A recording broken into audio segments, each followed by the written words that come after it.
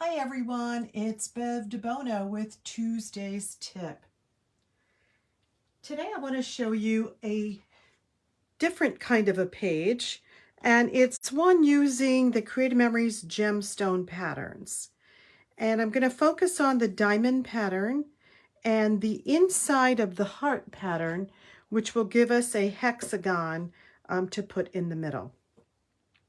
I'm going to make this really fun page, and let's get started.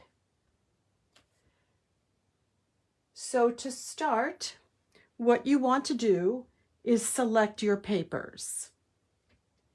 And you need 3 coordinating papers, an inner base and an outer base. So I have selected this for my inner base from Endless Meadows. This is for my outer base. And then for my 3 colors, I am going to go with some of our pretty papers here for my first layer, my second layer, and then the green for my third layer. So we're going to be using the diamond pattern from the gemstone patterns. And what we're going to be doing is using the green blade. And we are going to be cutting with the green blade on the inside. And we need 6 of the first layer and 6 of the second layer. So the best way to do this, I have found, is to turn your template so that it is at an angle, so that you are cutting the diamonds at an angle. That way you can fit 3 diamonds across, as opposed to cutting it this way, and we're not able to fit as many across, and we'll use a lot more paper. So I like to do it by making sure my paper is fully on my mat, and then putting the diamond pattern sideways so that this horizontal piece is horizontal onto the bottom of my page. And I'm going to line it up, and I am going to cut with the green blade on the inside track. And I'm going to do this 6 times. And I'm going to do the same thing with my other layer 6 times. And you see, I just want to show you, I purposely saved this to show you how much paper you save doing it this way, as opposed to cutting with the blade going this way. Okay, so place your pattern sideways on your piece. Okay, so I have 6 of my second layer, and I'm going to cut 6 of my first layer. Again, the green blade on the inside. And I use these from actually 2 pieces of paper. So I now have my first layer and my second layer. So I have 6 for my first layer, 6 for my second layer. Now my third layer, I only need 3. And I'll show you, I'm going to cut them in half, so I only need 3. But this time I'm going to use the red blade on the inside. So these actually, I did the same exact thing, and you may have to just angle it up just a teens to fit your 3 in there, and red blade on the inside. But you only need 3 of these for your third layer. Okay, so now that you have these, what you need to do with your third layer is to fold them in half, and we're going to cut them right at that half point. So I'm going to cut it right at my half point. And I'm going to line it up on my dotted line on my trimmer. and cut it right at that half point. Okay, so now I have 6 of my third layer. And you'll see why we don't need to cut more than that. Then what I want to do is I want a contrasting color for the inside. And this is going to hold my pieces together. And I'm going to use the inside of the heart pattern to get this hexagon shape.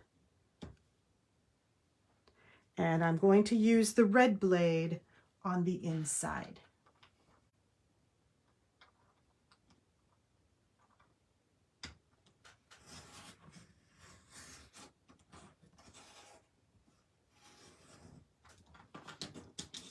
Okay, and then that is going to be my midpoint, and I'm going to build my design around that. So the easiest thing that I have found to do with this design is to start building directly onto your mat. So what I want to do is start with my first layer, and I'm going to line it up at the 6-inch mark top and bottom, and I'm going to line it up at the midpoint of the 6 and the midpoint here of the 6. And I'm going to place my pieces all around. Remember, it's at the midpoint of the 6, and then this is actually at the 6-inch mark, and then this one is at the 8-inch mark. And they're all just meeting right in the middle. At my 6-inch mark, and then again at my 8. This could be at the 3.5-inch mark. Okay, and so take a look and make sure that you have all of them in where you want them to be, and that they're, you know, all focused right here in the middle. And then what I'm going to do is I'm going to then just take this piece and I'm going to put tape all over the back of this piece and plop it right down in the middle there, and that is going to hold my pieces together while I keep building on them. And I'm putting a lot of tape because this is going to hold the whole thing together. Okay. There's no right or wrong if you want to do it this way or have the point at the top. There's no right or wrong. And I'm just looking at the 6-inch mark here and the 6-inch mark there. And maybe it's easier just to go point to point here with the 6-inch marks. And that is where I'm going to place my piece. So now it's holding your pieces together, and you can lightly just lift up one of your edges and put a little bit of repo tape under them and go all the way around. Little repo, go all the way around, holding it down in the middle.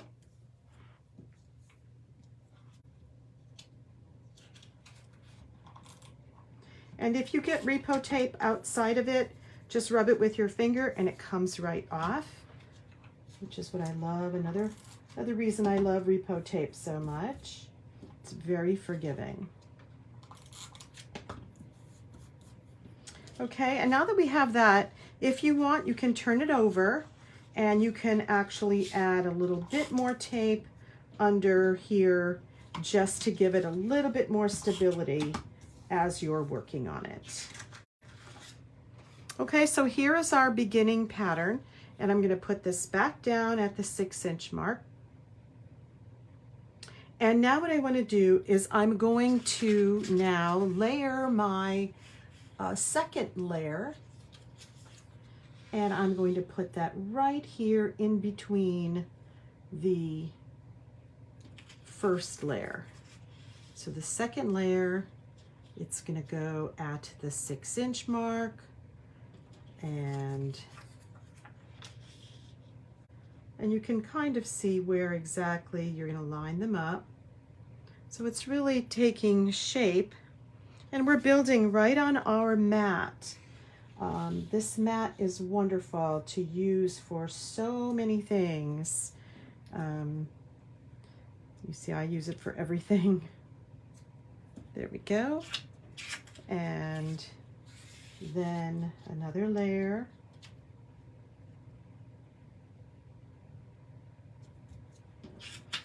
And then another one underneath. Okay, so now you have your first and your second layer, and we're going to do exactly the same thing. We'll just lift it up, add a little bit of repo tape, and so that we have some stability as we're working on it. And we'll turn it around again and put more tape on the other side of it to hold it down.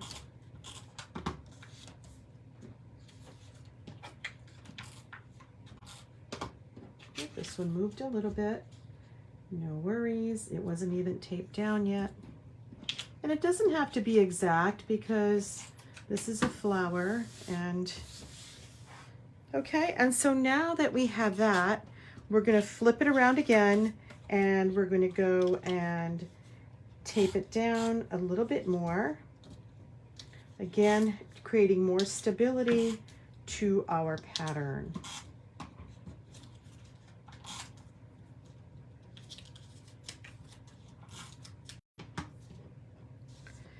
And then we'll flip it back over. And now we're going to do our last layer. And this one's pretty fun because you're using the pieces that you cut. And what I'm going to do is I'm actually going to slip this under the first layer, just like that, adding some color.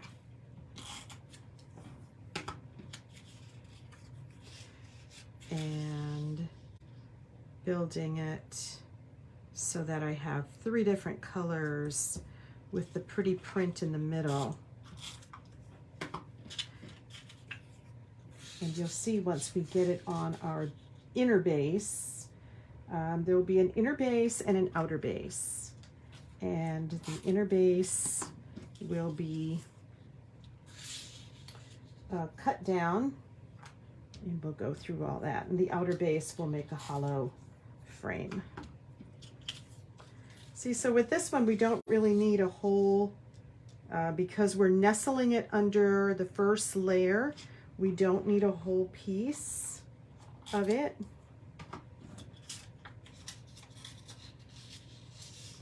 And again, this is my last one. And by using the mat to build it on, you see how quickly that all came together. Now I'm going to put this on my inner base. And I'm going to put it on this. And it's going to be fun. And then I'm going to actually put it on an outer base because I want the inside piece to really show. Okay, so I'm going to cut my inner base down to 11.5 by 11.5. And we're just going to take our trimmer and open our arm. We're only going to cut this on 2 sides to 11.5.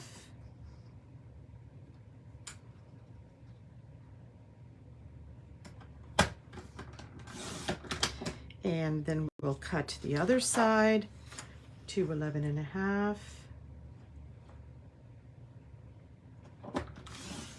And now you have your inner base, and that is at 11.5 square. And now for my outside base, I can actually just put it on this paper, but I think that maybe I'll make this space 11 inches. Maybe I think I want it to be a little bit smaller. So I'm going to cut another 1/2 inch off of this on 2 sides just to make it 11 inches. I think that might be a little bit better for this particular one. Sometimes my flowers they come out different each time I do it. So yes, it fits perfectly on that. Okay. So now I have an 11-inch and I can put that right onto my base here. And if you want, you can cut out the back of it to make a hollow frame. And this, just play around with your pattern if you want your piece to show. And you can add anything in the middle. You could put a sticker, you could put a title. I happen to have a die cut that I'm going to put in the middle here. But I also, on this one, I put a laser word. And on this other one, I put a, it was more of a flower pattern, so I layered some flowers on there. So that's Tuesday's tip. I hope you like it. It is using our gemstone patterns to build a pretty layout. Tune in next week and I'll be showing you another idea. Thanks a lot. You can follow me on Bev DeBono Designs on YouTube and give a thumbs up or subscribe to my channel. I'd appreciate it. Bye-bye.